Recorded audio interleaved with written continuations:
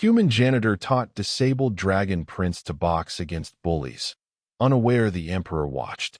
Before we dive into this story, drop a quick hi in the comments and tell me where you're watching from.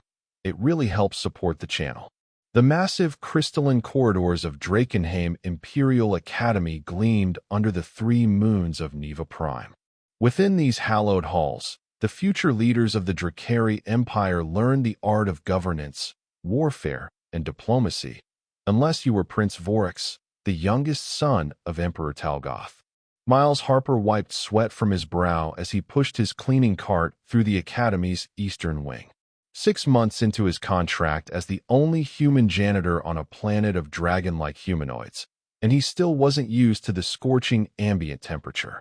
The Drakari preferred it hot, real hot, and Miles had learned to wear the lightest possible uniform Drakenheim maintenance staff regulations would allow. "Mr. Harper," a young voice called out, the words slightly slurred. Miles turned to see Prince Vorax emerging from the shadow of a massive pillar. Unlike most Drakari whose scales shimmered with metallic hues of gold, silver, or copper, the young prince's scales were dull gray with patches missing entirely, revealing pink, vulnerable skin beneath. His left arm hung limply at his side, noticeably thinner than his right, and his gait was uneven as he approached. "Hey there, Your Highness," Miles said, leaning on his mop. "Aren't you supposed to be in combat training right now?" The young prince's frills drooped slightly. "Master Zarkin exempted me again." He tried to sound casual, but the hurt in his voice was unmistakable. Miles knew the story. Prince Vorax had been born with a rare genetic condition that affected his scale development and left him with partial paralysis on his left side. In a culture that prized physical perfection and combat prowess above all else, the 12-year-old prince was considered an embarrassment, a stain on the imperial bloodline. "Well, their loss is my gain," Miles said cheerfully. "Want to help me polish the memorial statues in the Hall of Champions? I've got an extra rag." The prince's eyes brightened. "Actually, Mr. Harper, I was hoping you might show me more of those movements you were practicing yesterday." Miles paused. Yesterday, thinking he was alone in the Eastern Training Hall after hours, he'd gone through his old boxing routine, a remnant of his college days when he'd been a middleweight champion before life, death, and an interstellar work program had led him to this strange new world. "You saw that, huh?" Miles rubbed the back of his neck. It was magnificent. Vorax's eyes widened with genuine admiration. "You moved so differently from our combat masters. No fiery breath techniques or tail strikes. Yet you looked formidable." Miles couldn't help but smile at the earnestness in the young dragon's voice. "That's just boxing, Your Highness. It's an earth combat sport. Nothing fancy like your Drakari flame techniques. Could you?" Vorax hesitated, his good hand nervously tracing the bare patches on his forearm.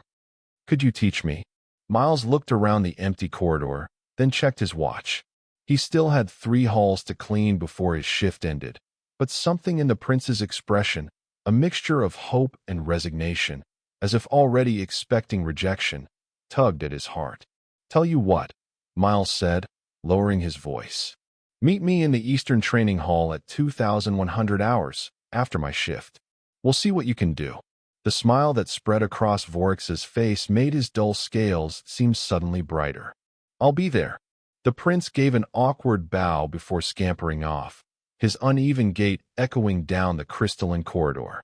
Miles watched him go, shaking his head. "What are you getting yourself into, Harper?" he muttered to himself as he returned to mopping. Unbeknownst to either of them, from the shadows of an adjoining corridor, a figure observed their interaction with calculating eyes. That evening, Miles arrived at the Eastern Training Hall 15 minutes early to set up.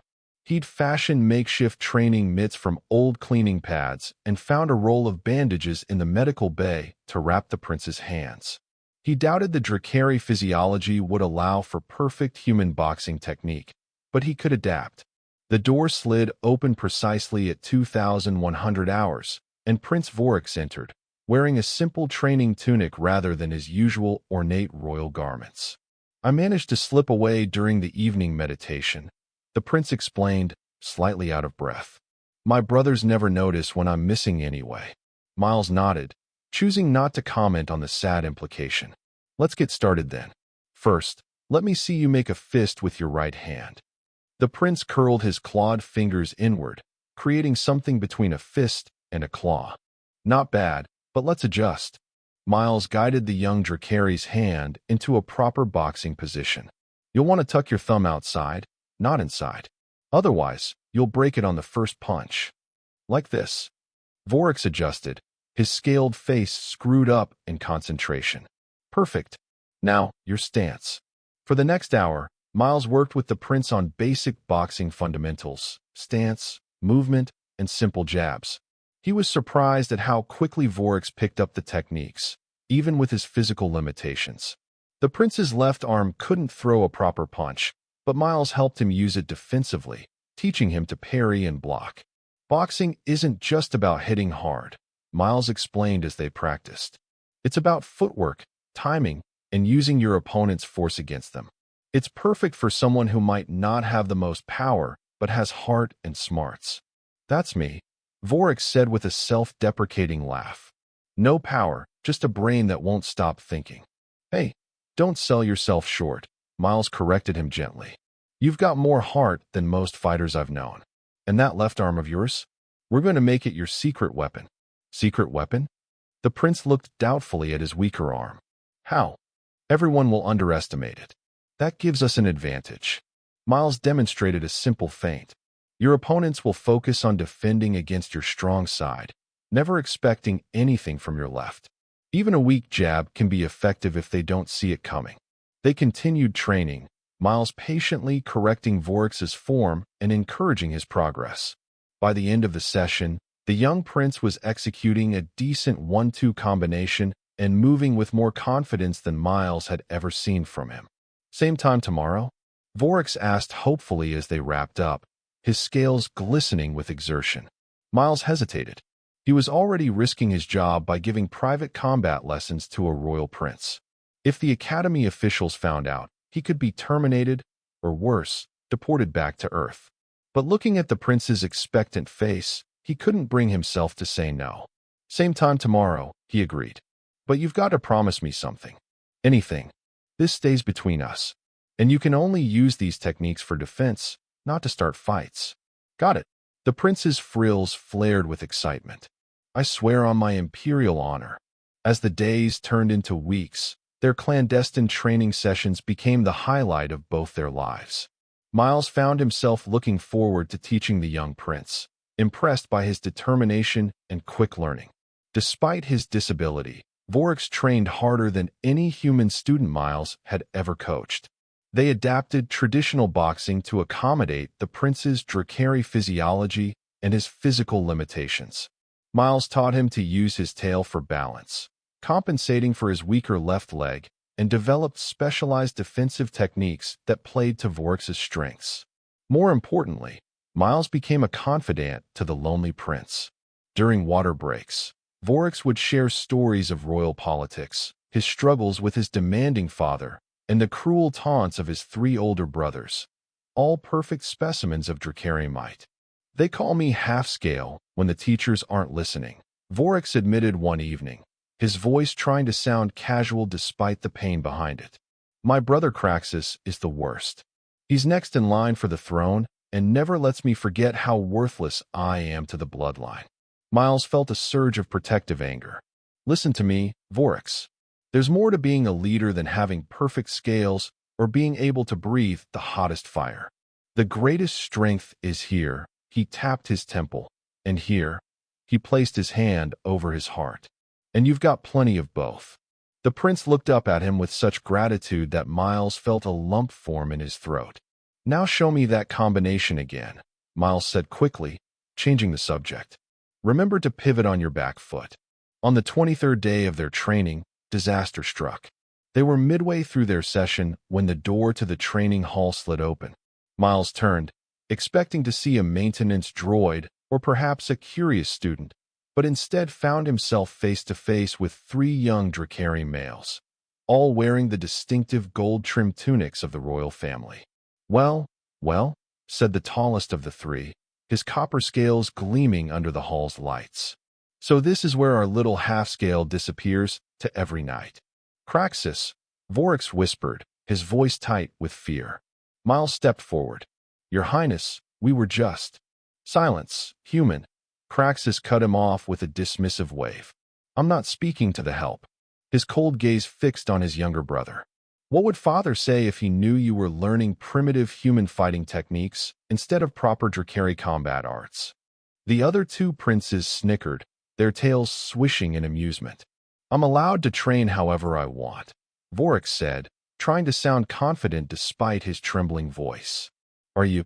Craxus stepped further into the room, his movements predatory. A crippled prince learning crippled fighting from a species known throughout the galaxy for their weakness? How fitting. Miles bristled at the insult, but held his tongue. Interfering would only make things worse for Vorax. The human combat style suits me, Vorax replied, standing straighter. Master Zarkin said I could pursue alternative training. Did he now? Craxus exchanged glances with his brothers. Well, why don't you show us what you've learned, little brother? Temek, give Half-Scale a proper sparring match. The middle brother stepped forward, cracking his knuckles. He was smaller than Craxus, but still towered over Vorax, his silver scales unmarred and his muscular frame intimidating. Your Highness, this isn't appropriate, Miles protested. Prince Vorax isn't ready for full-contact sparring yet. I wasn't asking your permission, Janitor, Craxus sneered. This is family business. Temek circled Vorax, his tail twitching in anticipation. Come on, Half-Scale. Show me your human tricks. Miles watched helplessly as Vorax assumed the boxing stance they'd practiced, his good arm raised defensively. The young prince caught Miles's eye, and despite the fear visible on his face, there was something else there too, determination. Temek lunged without warning, a blur of silver scales. Vorax managed to slip the first strike, just as Miles had taught him, and countered with a quick jab to his brother's midsection. The blow connected, causing Temek to grunt in surprise. Lucky shot, Temek growled, his frills flaring in anger. What followed was brutal. Temek abandoned any pretense of a fair match and unleashed a barrage of strikes. Vorax defended admirably, using the techniques Miles had taught him, but he was outmatched in strength and experience. A sweeping tail strike knocked Vorax off balance, and Temek seized the advantage, pinning his younger brother to the ground. Pathetic, Craxus commented from the sidelines. This is what happens when you reject your heritage for alien nonsense. Miles couldn't stand by any longer. That's enough, he shouted, stepping forward. He's your brother, for God's sake. Craxus turned to him, eyes narrowing dangerously. You forget your place, human. You are nothing here, less than nothing. A maintenance worker who presumed to teach a prince. Your contract will be terminated immediately. Worth it, Miles replied without hesitation. At least I tried to help him instead of tearing him down. Something flashed in Craxus's eyes, perhaps respect, perhaps just surprise at the human's defiance. Before he could respond, a commotion erupted in the corridor outside. The training hall doors slid open with a decisive hiss, and several Imperial guards entered, their ceremonial armor gleaming. Behind them walked a towering Drakari whose scales shimmered with an iridescent black so deep it seemed to absorb the light around him.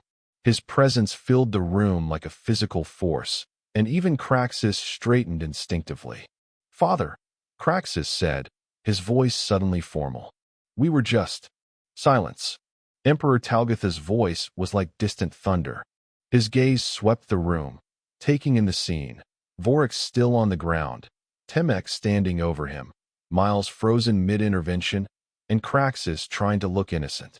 Miles felt his heart sink. Being fired was one thing. Facing the emperor of the entire Drakari civilization was quite another. He'd heard stories about Talgatha's legendary temper, how he once reduced an offending ambassador to ashes with a single breath. Rise, Vorax, the emperor commanded. The young prince scrambled to his feet, wincing as he put weight on his bad leg. Explain this, Talgath said, his piercing gaze moving between his youngest son and the human janitor. Vorax swallowed hard. Father, Mr. Harper has been teaching me to box. It's a human combat technique that works with my limitations. I see. The Emperor's expression revealed nothing. And you three? He turned to his older sons. Explain your presence. Craxus bowed deeply. We were concerned about Vorax, father. When we discovered he was receiving unauthorized combat training from a human maintenance worker, we intervened for his safety and the honor of our family. Is that so? The Emperor's tail twitched slightly, the only indication of his mood. Temek, why was your brother on the ground when I arrived? Temek shifted uncomfortably. We were demonstrating proper Drakari combat techniques, father, for his education. 3 against 1? Against a brother with a congenital disability? The Emperor's voice remained level, but the temperature in the room seemed to drop several degrees. Miles held his breath, certain he was about to witness royal family drama that no human was ever meant to see. Leave us, the Emperor suddenly commanded. All of you except Vorax and... He paused, looking at Miles. The human instructor. Craxus opened his mouth as if to protest, then thought better of it. With a final glare at Miles, he and his brothers exited the training hall, followed by the Imperial Guards.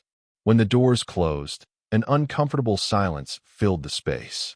Miles stood awkwardly, unsure if he should speak or wait to be addressed. Vorax looked equally uncertain, his gaze fixed on the floor. How long has this training been occurring? Emperor Talgoth finally asked, his voice surprisingly calm.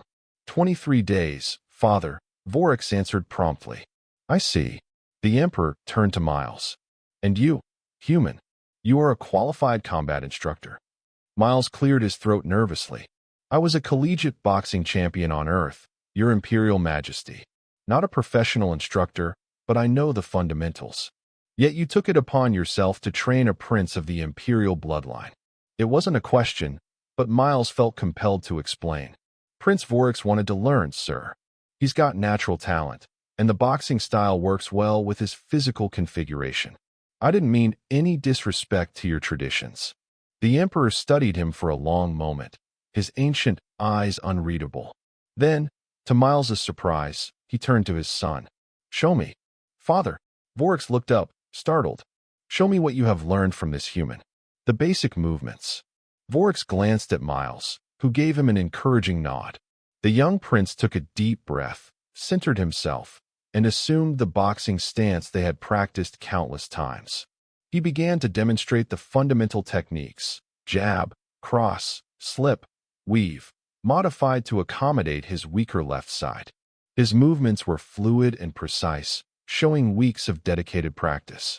The Emperor watched in silence, his expression giving nothing away. When Vorax finished the demonstration, he stood awkwardly, awaiting judgment. Interesting, Emperor Talgoth said finally. It bears little resemblance to traditional Drakari combat arts. No, father, Vorax agreed, his frills drooping slightly. Yet it appears effective, particularly for one with your specific challenges. The Emperor's gaze shifted to Miles. Human, what is your assessment of my son's abilities? Miles straightened, meeting the Emperor's eyes directly. Prince Vorax has more natural talent than most fighters I've ever trained with. He's disciplined, determined, and smart. His disability isn't a weakness. It's made him more creative and adaptable. With continued training, he could become exceptional. The young prince's head snapped up in surprise at the praise. Emperor Talgoth was silent for several heartbeats, his tail swishing thoughtfully. Then he did something utterly unexpected. He laughed. It was a deep, rumbling sound that seemed to shake the very foundations of the training hall. Do you know, maintenance worker Harper, that I have been watching these sessions? Miles felt his stomach drop. You have. The Emperor nodded. The Imperial Palace security system records all activities within the academy. When I noticed my youngest son's unusual pattern of movement in the training halls after hours, I became curious. Vorax looked as shocked as Miles felt. Father, I can explain. The Emperor held up a clawed hand, silencing him. For 23 days, I have observed. I have seen a human with no obligation to my son spend his free time patiently teaching him, encouraging him, believing in him when his own brothers, his own blood, saw only weakness. The Emperor's gaze returned to Miles. I have seen you defend him at risk to your own position here. Miles swallowed hard. He deserved someone in his corner, Your Majesty. Indeed. Emperor Talgoth turned back to his son. Vorax, tomorrow you will return to Master Zarkin's combat training. The young prince's shoulders slumped in defeat. And, the Emperor continued, maintenance worker Harper will accompany you as your personal combat trainer to continue these boxing lessons as a supplement to your regular training. Both Miles and Vorax stared at the Emperor in disbelief. But father, Vorax said hesitantly, the other instructors won't. They will accept it because I command it, Talgoth said simply. The Drakari Empire did not become the dominant force in this sector by clinging blindly to tradition. We adapt. We incorporate the strengths of others when it serves us. He looked at Miles with newfound respect. This human fighting style suits your physical configuration. It would be foolish to deny you training that maximizes your potential. Miles couldn't believe what he was hearing. Your Majesty, I'm honored, but I'm just a janitor with a work contract. I'm not qualified to be a royal trainer. Your contract will be modified, the Emperor said dismissively, as if changing an interstellar employment agreement was as simple as ordering dinner. Your primary duties will now include combat training for Prince Vorax, with appropriate compensation adjustments. Vorax's eyes were wide with disbelief and growing excitement. Thank you, father. The Emperor's expression softened almost imperceptibly as he regarded his youngest son. The throne requires strength, Vorax, but strength takes many forms. Perhaps it is time the imperial family recognized this. He turned to leave, but paused at the door. As for your brothers, they will be joining your training sessions beginning tomorrow. I believe they could benefit from learning some humility from a human instructor. With that bombshell, Emperor Talgoth swept from the room, leaving Miles and Vorax staring at each other in stunned silence. Did that just happen? Miles finally asked. A slow smile spread across Vorax's face, making his dull scales seem suddenly radiant. I believe it did, Mr. Harper. Miles shook his head in amazement. Well, Your Highness, it looks like we've got our work cut out for us tomorrow. Your brothers aren't going to like taking orders from a human janitor. Former janitor, Vorax corrected, his good hand forming a perfect boxer's fist. Now you're the Imperial Combat Specialist. Miles laughed. Is that what I am now? It's what you've always been to me, the young prince said, his voice suddenly serious. Thank you, Miles. For everything. Miles felt a lump in his throat as he reached out to adjust the prince's stance one more time. Chin up, shoulders relaxed.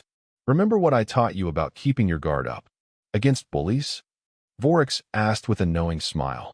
Against anyone who underestimates you, Miles replied.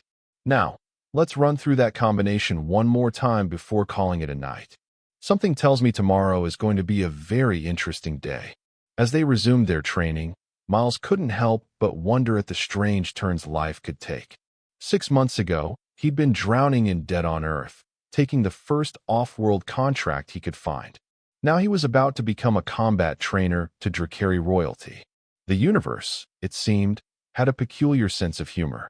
And watching Prince Vorax execute a perfect combination, strength flowing through even his weaker side, Miles wouldn't have it any other way. The news of Miles Harper's promotion spread through Drakenheim Academy like wildfire. By morning, every student and instructor knew that the human janitor had been elevated to Imperial Combat Specialist, a position created specifically for him by Emperor Talgoth himself. The reactions were mixed. Many of the Drakari instructors were outraged at the idea of a human teaching their combat arts, while others were simply curious about what the Emperor had seen in this unremarkable maintenance worker. The students, particularly those who had witnessed Prince Vorax's struggles, watched with fascination as the drama unfolded. Miles arrived at Master Zarkin's training hall precisely at 0800 hours, wearing the new uniform that had been delivered to his quarters, a sleek black outfit with subtle imperial insignia, far more dignified than his old maintenance coveralls. He felt distinctly out of place as he entered the massive arena where Drakari youths practiced their ancestral combat forms. Master Zarkin, an ancient Drakari with faded red scales and numerous battle scars, regarded Miles with open skepticism. "So, you are the human who has caught our Emperor's eye," he said, his voice like gravel. "I hope you realize the unprecedented nature of your position here." "I do, Master Zarkin," Miles replied respectfully. "I'm here to supplement your teaching for Prince Vorax, not replace it." Before the old combat master could respond, the Imperial princes entered the training hall. Craxus led the way, his copper scales gleaming and his expression thunderous. Behind him followed Temek and Draven, the third brother, both looking equally displeased. Prince Vorax entered last, his uneven gait more pronounced in the presence of his brothers, but his head held high. The four princes bowed to Master Zarkin, deliberately ignoring Miles. "Your Imperial Highnesses," Zarkin acknowledged them. "As you are aware, by decree of Emperor Talgoth, today's training will include instruction in human combat techniques. Maintenance worker, forgive me, combat specialist Harper will be leading this portion of your training." Craxus's frills flared in barely contained anger. "Father may have commanded our presence, but he cannot command our respect. The human will have to earn that." Miles met the Crown Prince's gaze steadily. "Fair enough, Your Highness. I wouldn't have it any other way." Master Zarkin gestured to the center of the training area. "The floor is yours, combat specialist." Miles stepped forward, acutely aware of the dozens of Drakari eyes watching his every move. Performance under pressure was nothing new to him. He'd fought in packed arenas during his boxing days, but the stakes felt considerably higher here. "Boxing," Miles began, his voice clear and confident, "is an earth combat discipline that focuses on striking with the fists while maintaining mobility and defensive awareness. It doesn't rely on superior strength or special abilities, making it adaptable to various physiologies and situations." He demonstrated a basic stance, then motioned for the four princes to mirror him. Vorax immediately complied, settling into the stance they'd practiced. His brothers followed with obvious reluctance, their movements deliberately sloppy. "Prince Craxus," Miles said, approaching the Crown Prince, "your back foot is too far inward. May I?" He gestured toward the prince's stance. Craxus's eyes narrowed, but he gave a curt nod. Miles carefully adjusted the prince's foot position, then his arm alignment. "This gives you better balance and power generation," Miles explained professionally. "Try throwing a straight right from this position." Craxus executed the punch with surprising precision, his natural athleticism evident. Despite himself, the Crown Prince looked slightly impressed at the power he generated. "Good," Miles nodded. "Now let's work on movement and defensive techniques." For the next hour, Miles led the princes through basic boxing drills, carefully adapting the techniques to accommodate Drakari physiology. He paid special attention to Vorax, but was careful not to show favoritism. To his surprise, all four brothers displayed natural aptitude for the discipline, though Craxus and Temek clearly resented taking instruction from a human. As they practiced, Miles noticed Master Zarkin watching with growing interest, his initial skepticism gradually shifting to grudging curiosity. "Now," Miles said as they reached the end of the session, "I'd like to demonstrate how these techniques can be applied in a practical situation. Prince Vorax, would you assist me?" The young prince stepped forward, a flicker of nervousness crossing his features. "Don't worry, I'm not going to hurt your favorite pet human," Craxus interjected with a smirk. "Let me demonstrate instead." Miles considered the challenge. Part of him wanted to protect Vorax from potential humiliation, but another part recognized this as an opportunity. "Actually," Miles said, "I'd like Prince Vorax to demonstrate the defensive techniques we've been practicing. Prince Craxus, if you're willing, you could test those defenses with controlled attacks." The Crown Prince's frills flared with interest. "Gladly." Master Zarkin stepped forward. "I will oversee this demonstration to ensure proper protocol." The brothers faced each other in the center of the training area. Craxus towered over Vorax, his perfect copper scales contrasting sharply with his younger brother's patchy gray ones. The size difference was dramatic. Craxus outweighed Vorax by at least 80 pounds of pure muscle. "Begin," Master Zarkin commanded. Craxus immediately launched a lightning-fast strike at his brother's head. To everyone's surprise, including perhaps Vorax himself, the younger prince slipped the punch exactly as Miles had taught him, shifting his weight to his stronger right leg and rotating his upper body just enough to let the blow sail past his ear. A murmur rippled through the observing students. Encouraged by the successful evasion, Vorax maintained his guard position, his good arm protecting his center line while his weaker left arm stayed up as a deterrent. Craxus pressed forward with a combination of strikes, each one powerful enough to end the demonstration if it connected cleanly. But Vorax was moving differently than anyone had ever seen. Gone was the awkward, uncertain prince who shuffled through combat training. In his place was a focused fighter who used his opponent's momentum and aggression against him, slipping, blocking, and occasionally countering with precise, economical movements. "Good, Vorax," Miles called out. "Remember your footwork. Create angles." The young prince pivoted on his strong leg, creating a new angle of attack that momentarily confused Craxus. In that split second of hesitation, Vorax landed a clean jab to his brother's midsection, not powerful enough to hurt, but precise enough to score. Craxus's eyes widened in genuine surprise, then narrowed in determination. What followed was no longer a demonstration, but a true contest. Craxus abandoned any pretense of restraint and attacked with the full arsenal of Drakari combat techniques, including a sweeping tail strike that would have taken Vorax's legs from under him had the younger prince not anticipated it and jumped backward. "Enough," Master Zarkin called out, stepping forward. This was to be a controlled demonstration, Prince Craxus. But before the combat master could intervene further, the training hall doors opened, and Emperor Talgoth entered, flanked by Imperial guards. The entire room immediately dropped to one knee in salute. "Continue," the Emperor commanded, taking a position at the edge of the training area. Craxus and Vorax resumed their positions, both now acutely aware of their father's presence. The stakes had just increased exponentially. "Begin," Master Zarkin said again, his voice tight with tension. This time, Craxus approached more cautiously, circling his younger brother and looking for weaknesses. Vorax maintained the defensive stance Miles had taught him, moving with surprising grace despite his disability. "Remember," Miles called out quietly to Vorax, "he expects nothing from your left side. Use that." The young prince gave an almost imperceptible nod. When Craxus finally attacked, it was with a feint followed by a powerful right cross. Vorax blocked the real attack with his forearm, absorbing the impact with a grimace but maintaining his position. Then, just as Miles had suggested countless times in their private sessions, Vorax did the unexpected. He threw a left hook. The punch wasn't powerful.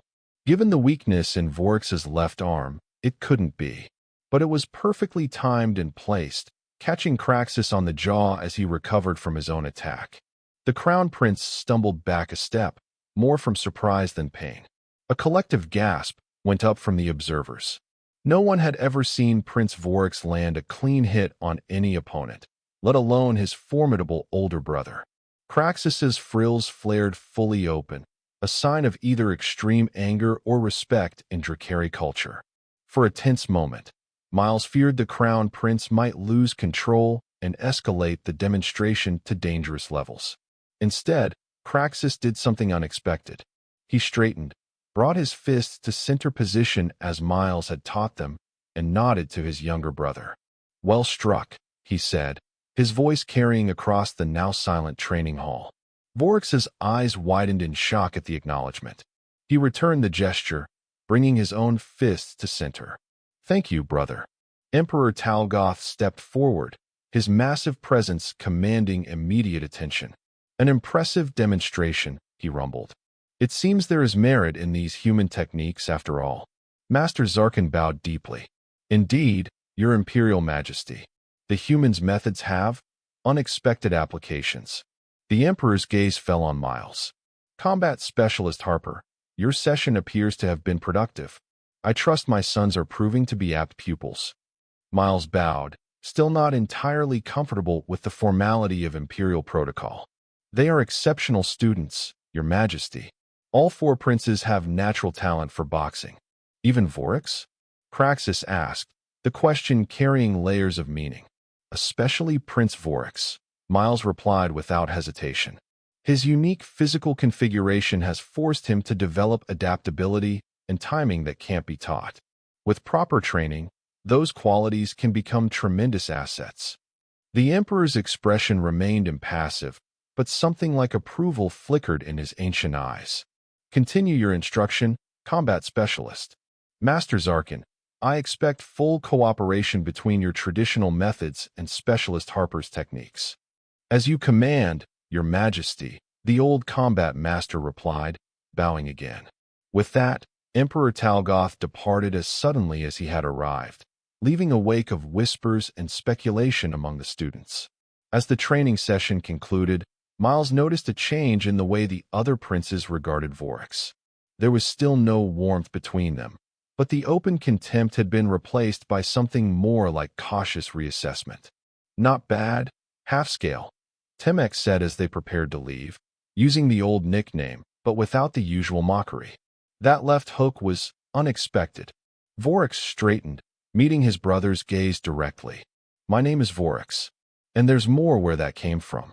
Temek's frills rippled with surprise at the uncharacteristic backbone, but he merely nodded before following Craxus and Draven from the training hall. When the other students had dispersed, Vorax approached Miles, practically vibrating with excitement. Did you see their faces? They never expected me to land a hit on Craxus. Miles smiled, genuinely proud. You did exactly what we practiced. Used your opponent's expectations against them. This changes everything, Vorax said, his dull scales seeming somehow brighter. For the first time in my life, I didn't feel broken.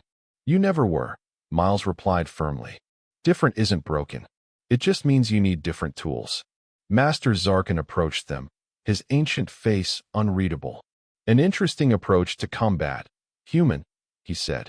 Unconventional, but apparently effective for Prince Vorax's unique situation. Thank you, Master Zarkin, Miles responded. I hope our methods can complement each other. The old combat master studied Miles for a long moment. Perhaps, he finally conceded. The Emperor sees something in you, human. I will reserve judgment until I understand what that is. With a formal nod to Vorax, he departed, his tail sweeping regally behind him. That's practically a ringing endorsement from Master Zarkin, Vorax whispered. He's never even acknowledged my presence before. Miles clapped the young prince on the shoulder. This is just the beginning, Your Highness. Just the beginning. Over the following weeks, Miles's position at Drakenheim Academy evolved from curiosity to established fixture. The initial resistance from the Drakari instructors gradually gave way to professional respect as they observed the results of his training methods, particularly with Prince Vorax. The young prince thrived under the combined regimen of traditional Drakari combat arts and adapted human boxing. His confidence grew daily, and with it came improvements in other areas of his royal education. His academic instructors reported increased participation in class discussions, and even his physical therapists noted better overall motor control. Miles's relationship with the other princes developed more slowly but steadily. Draven, the quietest of the brothers, was the first to seek additional training outside the mandated sessions. Temek followed suit a week later, intrigued by the footwork techniques that complemented his natural agility. Even Craxus, though maintaining a certain aloofness, began to treat Miles with grudging respect after witnessing the Crown Prince incorporate boxing movements into his traditional Drakari combat forms with devastating effectiveness. 6 weeks after Miles's promotion, Emperor Talgoth summoned him to the Imperial Study, a rare honor that set the palace gossip mill ablaze. The Emperor never invites outsiders to his private study, Vorax told Miles anxiously as they finished their evening training session. Not even most high counselors receive such privilege. Miles wiped sweat from his brow, trying to appear calmer than he felt. Any idea what he wants to discuss? The prince shook his head. Father rarely explains his motivations. But he hesitated. This could be very good or very bad. There's rarely middle ground with the emperor. Comforting, Miles muttered. That evening, an imperial guard escorted Miles through sections of the palace he'd never seen before. The architecture grew increasingly grand and ancient as they approached the emperor's private wing, the crystalline corridors giving way to massive structures of volcanic stone inlaid with precious metals and gems. The imperial study itself was surprisingly austere compared to the opulence of the corridors leading to it. Massive bookshelves lined the walls, filled with ancient tomes and modern data crystals alike. A large desk carved from a single piece of obsidian dominated the center of the room, its surface covered with maps, reports, and diplomatic communications. Emperor Talgoth stood by a floor-to-ceiling window that overlooked the capital city, his massive frame silhouetted against the 3 moons of Neva Prime. He did not turn when Miles entered. Combat Specialist Harper, the Emperor acknowledged. Your progress reports have been interesting reading. Miles remained near the door, unsure of proper protocol. Thank you, Your Imperial Majesty. You may approach, Talgoth said, finally turning from the window. In the dim light of the study, his black scales seemed to absorb the very shadows around him. And you may speak freely. We are not in court now. Miles stepped forward, stopping at what he hoped was a respectful distance. I appreciate the opportunity to speak with you directly, Your Majesty. The Emperor gestured to a stone bench near his desk. Sit. Your human physiology is not designed for our gravity. It must be tiring. Surprised by the consideration, Miles sat, while the Emperor remained standing. You have been teaching my sons for 6 weeks now, Talgoth said. Tell me your honest assessment of their progress. Begin with Craxus. Miles gathered his thoughts. Prince Craxus is naturally gifted. Strong, fast, and intelligent. He's incorporated boxing techniques into his traditional combat style very effectively. His only limitation is his reluctance to acknowledge when he doesn't understand something. Pride prevents him from asking questions, which sometimes slows his progress. The Emperor nodded, unsurprised. Temek. Creative and adaptive. He's particularly good at combining boxing footwork with Drakari tail techniques. His weakness is impatience. He wants to master everything immediately and gets frustrated with the repetitive practice required to build muscle memory. Draven. Methodical and precise. He analyzes everything before attempting it, which makes his learning curve slower initially but more thorough in the long run. He needs to trust his instincts more in combat situations rather than overthinking. The Emperor made a low rumbling sound of agreement. And Vorax? Miles straightened. Prince Vorax has made the most remarkable progress of all. His disability forced him to develop extraordinary spatial awareness and timing. He sees openings that others miss and has learned to maximize the effectiveness of his limited strength. What he lacks in raw power, he makes up for in precision and strategy. You believe he has potential as a warrior, then? The Emperor's tone was neutral, but the question carried weight. I believe Prince Vorax has the potential to be exceptional, Your Majesty, not despite his disability, but in ways uniquely enabled by it. His different perspective gives him advantages others don't have. Emperor Talgoth was silent for a long moment, studying Miles with ancient eyes that had witnessed centuries of imperial rule. An interesting perspective, combat specialist. One that contradicts thousands of years of Drakari tradition regarding physical perfection. Miles met the Emperor's gaze steadily. With respect, Your Majesty, tradition is valuable, but it should be a guide, not a prison. The greatest strength of any civilization is its ability to adapt.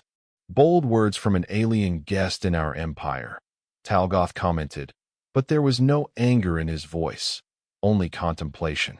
You asked for my honest assessment, Your Majesty. So I did.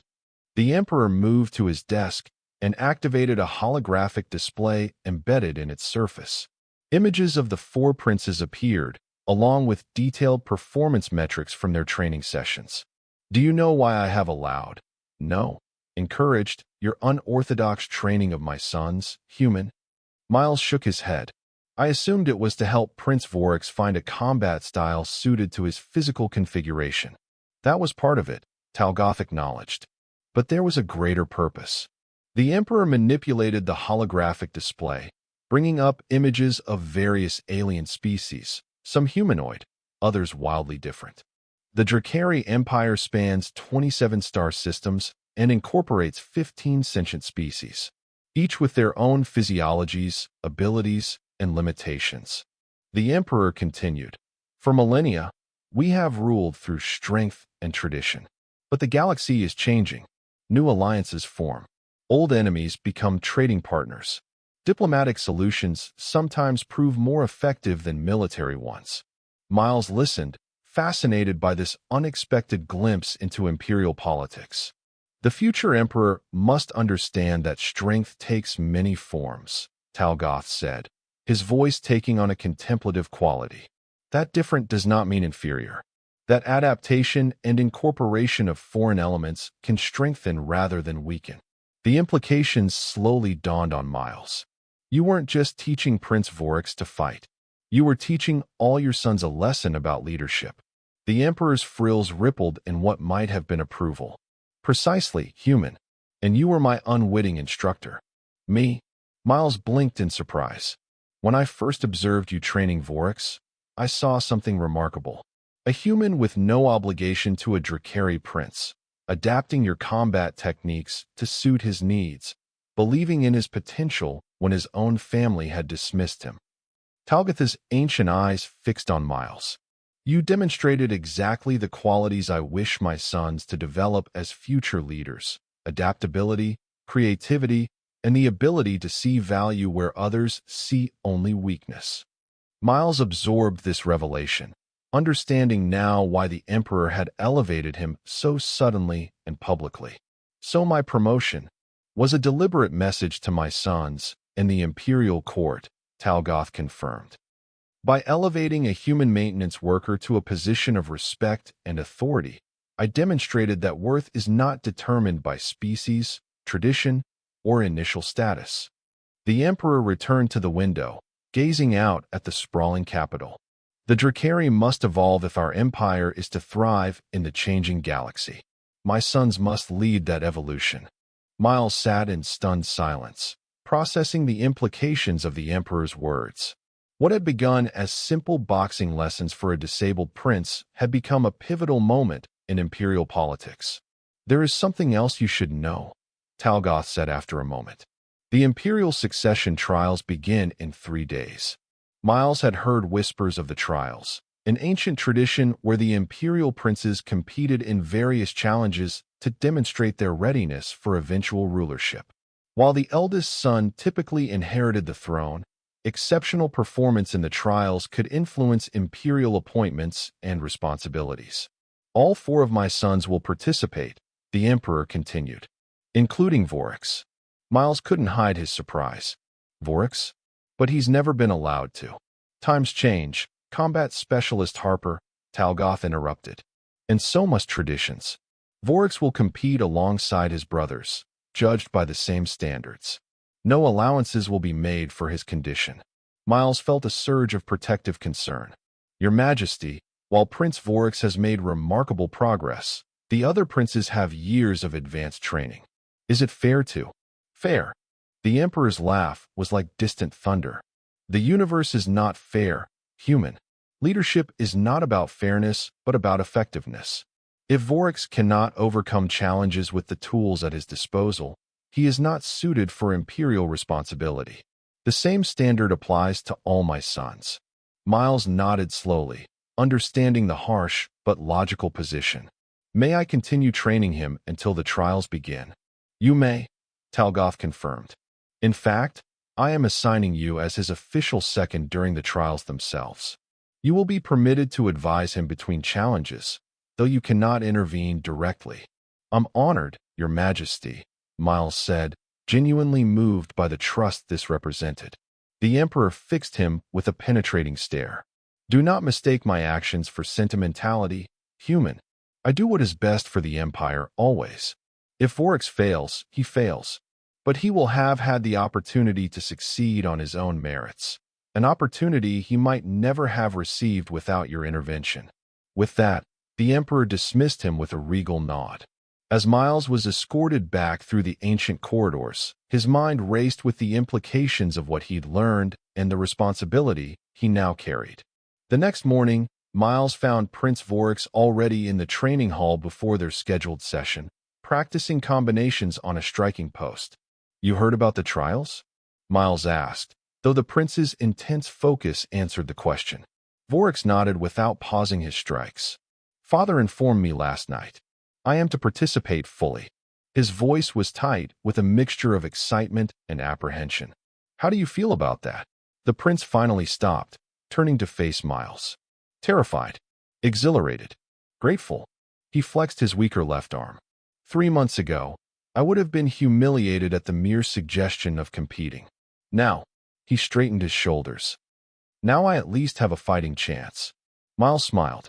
More than a chance. You've got skills your brothers don't even understand yet. I'll need them, Voryx said grimly. The trials aren't just combat challenges. There are tests of leadership, strategy, diplomatic negotiation, and ancestral knowledge. Craxus has been preparing his entire life. Then we've got a lot of work to do, Miles said, rolling up his sleeves. Your brothers have advantages in strength and experience, but they've never had to think differently or find creative solutions. That's your edge. For the next 3 days, Miles and Voryx trained intensively, focusing not just on combat techniques, but on applying the principles of boxing, timing, distance management, energy conservation, strategic thinking to broader challenges. Master Zarkin, in an unprecedented show of cooperation, joined several sessions, offering insights on how traditional Drakari approaches could be adapted to Voryx's unique needs. On the morning of the trials, the entire academy gathered in the ancient ceremonial arena at the heart of the Imperial Palace. Tiered seating surrounded a massive circular platform of volcanic stone, worn smooth by centuries of imperial ceremonies. Above the arena, holographic displays allowed the thousands of spectators to view the proceedings in detail. The 4 princes stood at the edge of the platform, each dressed in ceremonial armor bearing their personal insignia. Craxus's copper scales gleamed beneath armor of gold and obsidian. Temek and Draven wore silver and bronze respectively, their armor more elaborate than their youngest brother's simple gray outfit. Miles stood behind Voryx as his official second, feeling distinctly out of place in the formal imperial tunic he'd been provided for the occasion.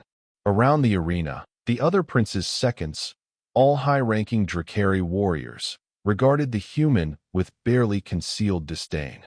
Emperor Talgoth entered the arena to thunderous acclaim, his ceremonial regalia radiating imperial authority.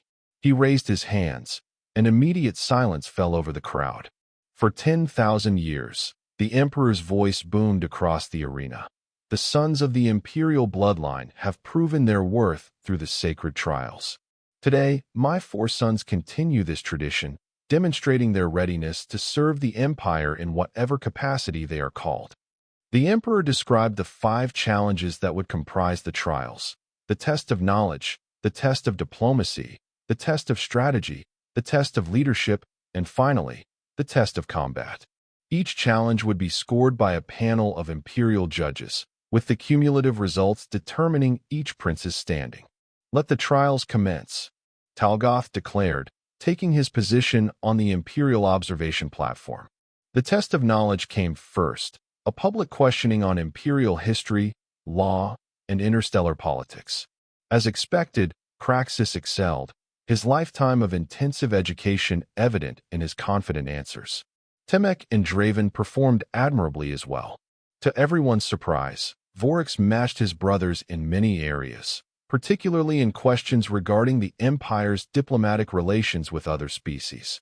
His different perspective on imperial policy, informed by his own experience as an outsider within Drakari culture, impressed the judges visibly. The test of diplomacy followed, with each prince required to negotiate a complex trade agreement with representatives from 3 different client species of the Empire. Here, Draven's methodical nature gave him an advantage, though Craxus's natural authority also served him well. Vorax, drawing on his experience of finding common ground despite differences, performed unexpectedly well, securing terms that balanced imperial interests with genuine benefits for the client species.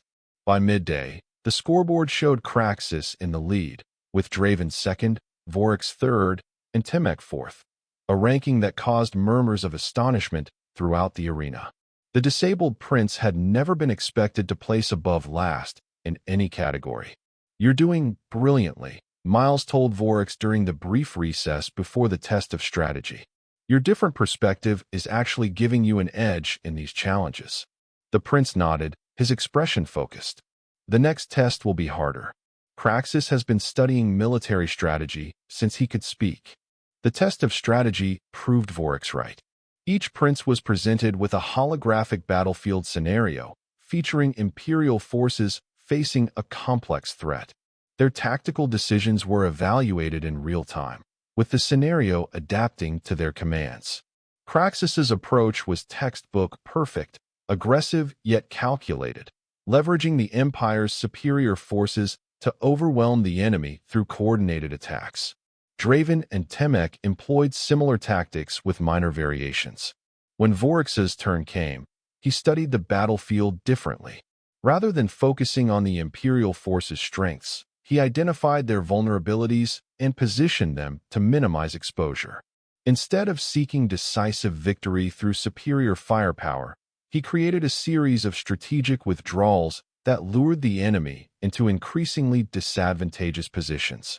The judges conferred at length over this unorthodox approach. Finally, the head judge announced, "Prince Vorax's strategy demonstrates unusual conservation of Imperial resources while achieving the primary objective. While unconventional, the effectiveness cannot be denied." Craxus's frills flared in surprise as the scoreboard updated, showing him still in first place, but with Vorax now tied with Draven for second. The test of leadership came next. Each prince was assigned a team of academy cadets and given a complex construction challenge requiring coordination, delegation, and motivation. Here, the differences in leadership style became starkly apparent.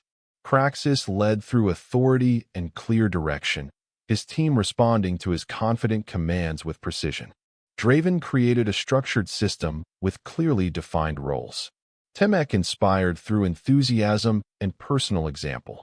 Vorax, limited in his ability to physically demonstrate tasks, was forced to communicate more thoroughly, explaining the reasoning behind his instructions and asking for input from team members with relevant skills.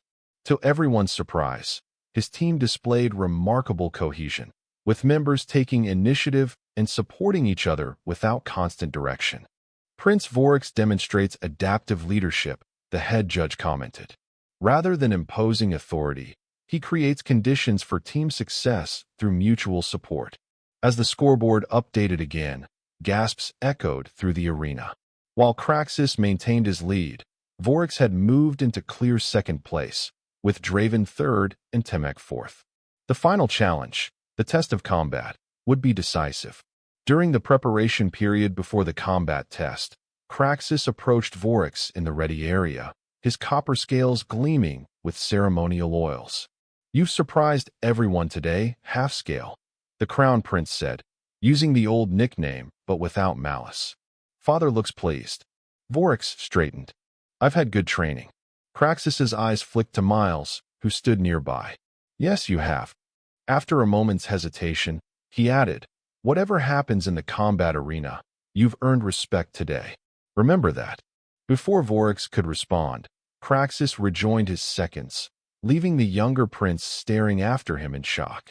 "Did my brother just give me a compliment?" he asked Miles incredulously. Miles smiled. "I think he just acknowledged you as a worthy opponent. That's significant progress." The test of combat was structured as a tournament, with the four princes drawing lots to determine their initial opponents.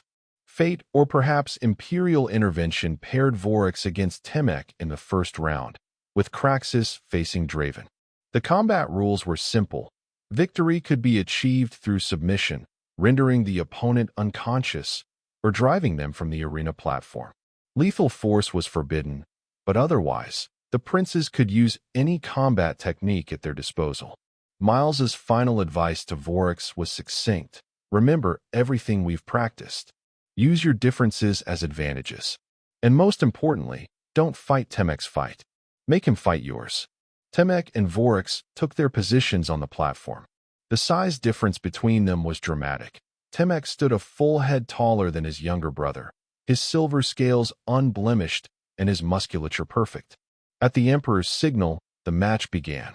Temek immediately pressed forward with aggressive Drakari combat forms, his tail whipping in powerful arcs designed to unbalance his opponent.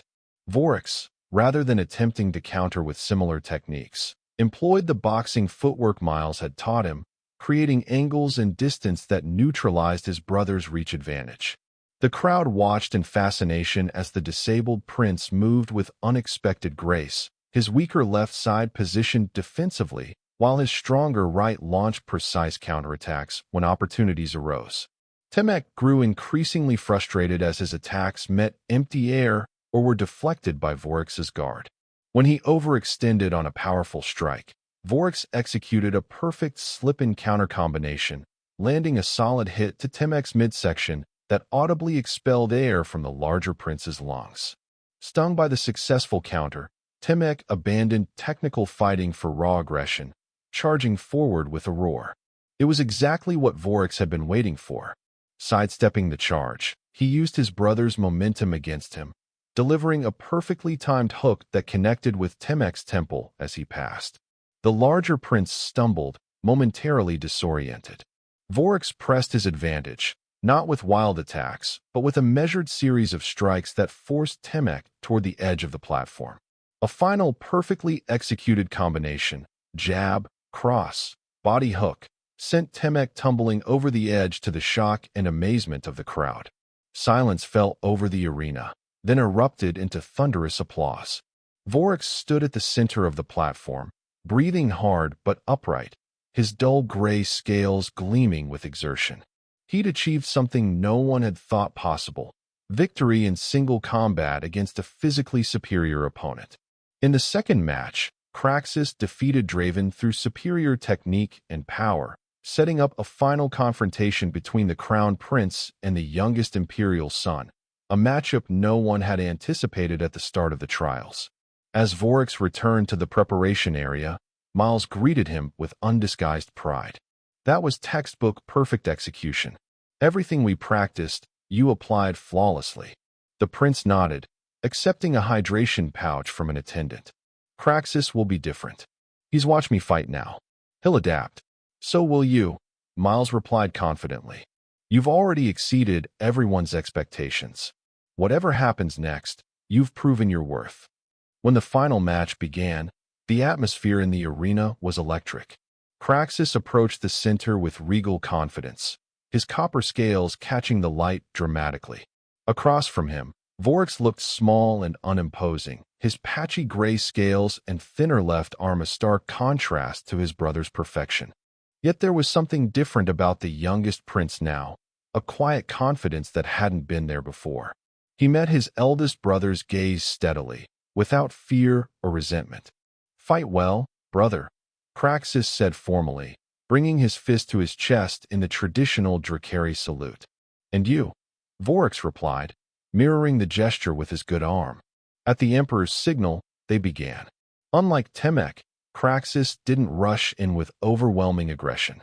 He circled cautiously, studying Vorax's movement patterns and testing his defenses with measured strikes. The fight that followed became legendary in Drakari history.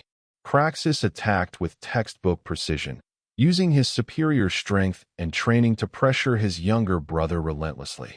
But Vorax defended with extraordinary discipline, using the economy of movement Miles had drilled into him to conserve energy while looking for openings. As the match progressed, something remarkable happened. The crowd began to cheer not just for Craxus, the perfect Drakari warrior, but for Vorax as well. Each successful defense, each clever counter by the disabled prince drew appreciative roars from the spectators. In the final moments, with both princes exhausted, Craxus launched a powerful combination that would have overwhelmed most opponents.